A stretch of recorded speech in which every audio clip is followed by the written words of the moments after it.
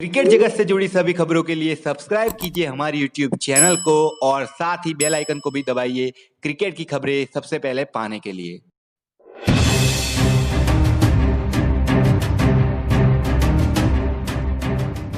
नमस्कार दोस्तों अगर आपको दिल्ली कैपिटल्स और सनराइजर्स हैदराबाद के बीच खेला गया आईपीएल का दूसरा क्वालिफायर मुकाबला पसंद आया हो तो इस वीडियो को लाइक करना बिल्कुल ना भूलें।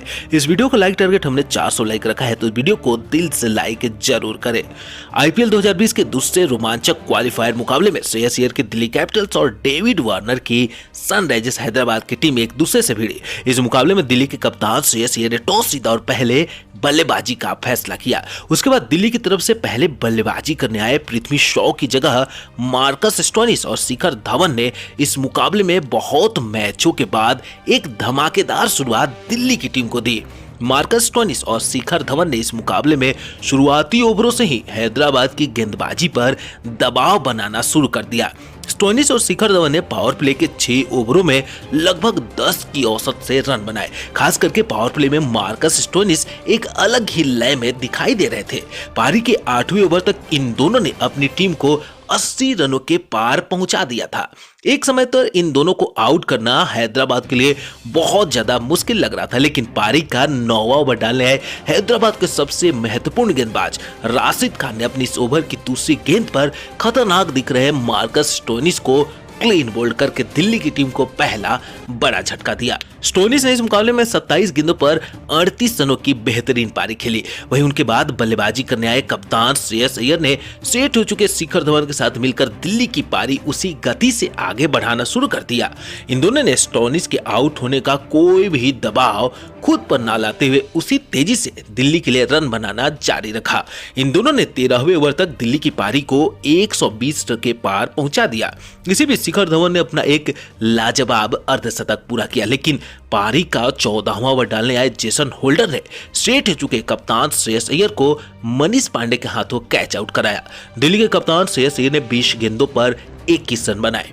कप्तान श्रेयस अय्यर के आउट हो जाने के बाद अब नए बल्लेबाज सिमरन हेटमायर ने पूरी तरह सेट हो चुके शिखर धवन के साथ दिल्ली की पारी को आगे बढ़ाया। इन दोनों ने 18वें ओवर तक दिल्ली का एक भी विकेट गिरने नहीं दिया और लगभग 11 की औसत से रन बनाना शुरू कर दिया। इन दोनों ने जेसन होल्डर और शाहबाज नदीम के ओवर में जमकर रन बनाए। खास करके नए बल्लेबाज सिमरन हेटमायर ने तो हैदराबाद की तेज गेंदबाजी की धज्जियां ही उड़ा दी, लेकिन पारी के 19वें ओवर की तीसरी गेंद पर संदीप शर्मा ने शिखर धवन को LBW आउट कर दिया। शिखर धवन इस मुकाबले में अपने एक ऐतिहासिक शतक से चूक गए। शिखर धवन ने 50 गेंदों में 2 छक्के और 6 चौकों की मदद से 78 रन बनाए, लेकिन हैदराबाद की गेंदबाजी ने भी डेथ ओवर में शानदार गेंदबाजी करते हुए दिल्ली की टीम को 200 रनों का आंकड़ा पार करने से रोक दिया। लेकिन हेटमायर ने भी अंत में धमाकेदार बल्लेबाजी करी। हेटमायर ने 22 गेंदों में 190 की स्ट्राइक रेट से धमाकेदार 42 रन बनाए और शिखर धवन और सिमरन हेटमायर की इसी बेहतरीन पारी की मदद से दिल्ली की टीम ने 189 रनों का एक विशाल लक्ष्य इस सेमीफाइनल मुकाबले में हैदराबाद की टीम के आगे रखा। उसके बाद दिल्ली से मिले 190 रनों के विशाल लक्ष्य का पीछा करने उतरी हैदराबाद की तरफ से कप्तान डेविड वार्नर और प्रियम गर्ग अपनी टीम को अच्छी शुरुआत नहीं दे पाए। कप्तान डेविड वार्नर को कगिसो रबाडा ने दूसरे ओवर की पहली ही गेंद पर क्लीन बोल्ड कर दिया। वार्नर ने 3 गेंदों में केवल 2 रन बनाए। डेविड वार्नर जैसा बड़ा विकेट शुरुआती ओवर में गंवाना हैदराबाद की टीम के लिए आगे भी महंगा पड़ा, क्योंकि 190 जैसे बड़े लक्ष्य का पीछा करते हुए डेविड वार्नर का अच्छा खेलना हैदराबाद के लिए बहुत ही ज्यादा महत्वपूर्ण बात थी। डेविड वार्नर के आउट हो जाने के बाद अब मैदान में बल्लेबाजी करने आए मनीष पांडे ने प्रियम गर्ग के साथ मिलकर हैदराबाद की पारी को संभालने की कोशिश की, लेकिन पारी का 5वां ओवर डालने आए मार्कस स्टोइनिस ने इस मुकाबले का पूरा नक्शा ही बदल डाला। दरअसल इस ओवर की चौथी गेंद पर स्टोइनिस ने प्रियम गर्ग को क्लीन बोल्ड कर दिया। प्रियम गर्ग ने 12 गेंदों पर 17 रन बनाए। वहीं इस ओवर की आखिरी गेंद पर मनीष पांडे को भी 21 रनों के निजी स्कोर पर एंड्रिस नोर्किए के हाथों कैच आउट कराकर हैदराबाद की टीम को पूरी तरह बैकफुट पर धकेल दिया।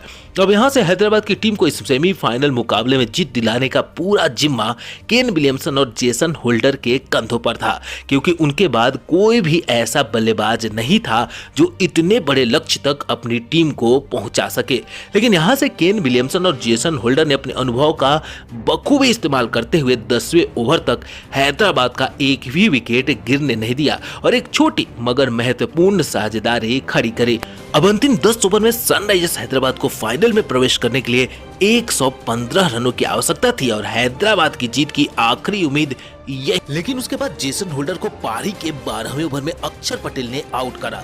लेकिन जेसन होल्डर के बाद बल्लेबाजी करने आए अब्दुल समद ने केन विलियमसन के साथ मिलकर बेहतरीन 27 गेंदों में 50 रनों की साझेदारी खड़ी करी। अब हैदराबाद को जीत के लिए अंतिम 5 ओवरों में 61 रनों की आवश्यकता थी, लेकिन दिल्ली के गेंदबाजों ने भी अंत में हार नहीं मानी और सटीक गेंदबाजी करना जारी रखा। लेकिन सेट हो चुके केन विलियमसन के आगे दिल्ली की गेंदबाजी जरा डगमगाती दिखी। लेकिन पारी के 17वें ओवर की 5वीं गेंद पर मार्कस स्टोइनिस से खतरनाक दिख रहे केन विलियमसन को 67 रनों पर आउट करके इस मुकाबले को अंत में जाकर और भी ज्यादा रोमांचक बना दिया। तो दोस्तों, आपको दिल्ली कैपिटल्स और सनराइजर्स हैदराबाद के बीच खेला गया यह सेमीफाइनल मुकाबला कैसा लगा? आप अपनी राय नीचे कमेंट द्वारा हमें जरूर दीजिएगा। धन्यवाद।